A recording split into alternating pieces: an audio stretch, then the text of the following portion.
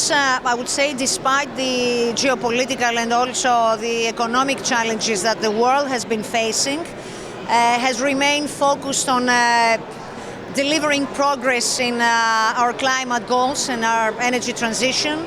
And this is translated in a number of investments and projects that are underway. Let me say, for instance, that in the past 5 years, we have managed to decrease CO2 emissions, actually surpassing the target that the European Union has set.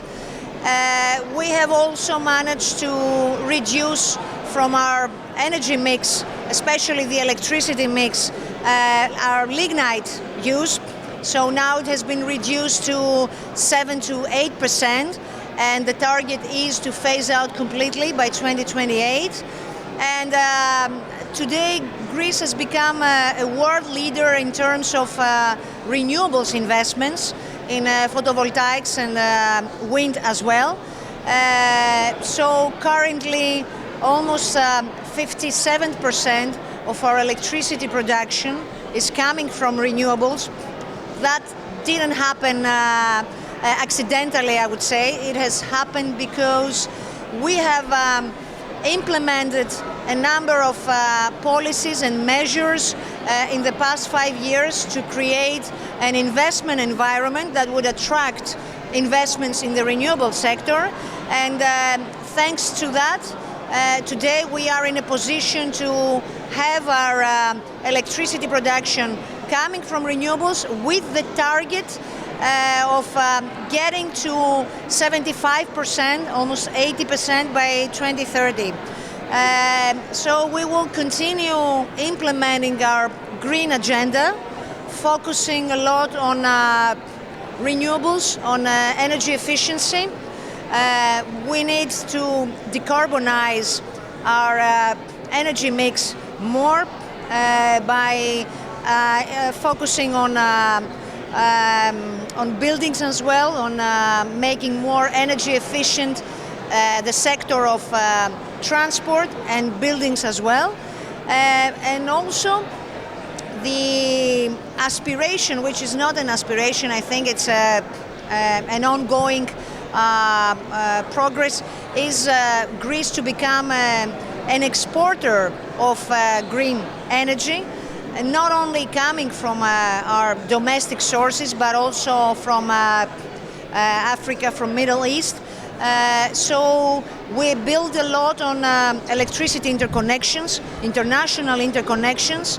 As you understand, Greece is strategically located at a geographic position where we are at the crossroads of the continents, and I think that it is quite doable with the necessary investments to use Greece as a hub of exporting cheap, clean energy going to Central Europe. We have set an ambitious agenda, as I mentioned, but at the same time we have to be pragmatic and we have to be realistic. We must implement the agenda while at the same time not share the burden of this green transition to consumers. So we must be very careful when we implement all these climate policies. As I said, first of all, I'm quite optimistic that regarding our electricity mix, we will be able to achieve the target by 2030 of having 75% of electricity production coming from renewables, and this will reach up to 96% by 2050. And today, actually, we also open new technologies in Greece. What I mean with that is, for example, we have a tremendous opportunity in Greece to create clean energy coming from offshore wind parks. So again, here we set the regulatory framework in order to have 1.9 gigawatt by 2032 for the development of offshore wind parks in Greece.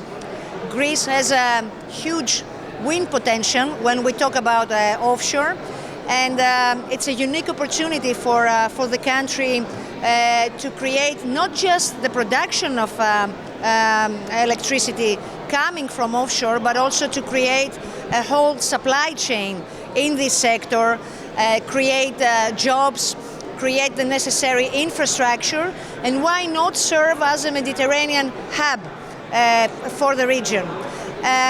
We will also develop new technologies in other sectors like biomethane, like hydrogen, so new technologies that still need to mature more, but we are open to attract investments in this sector and facilitate them as well.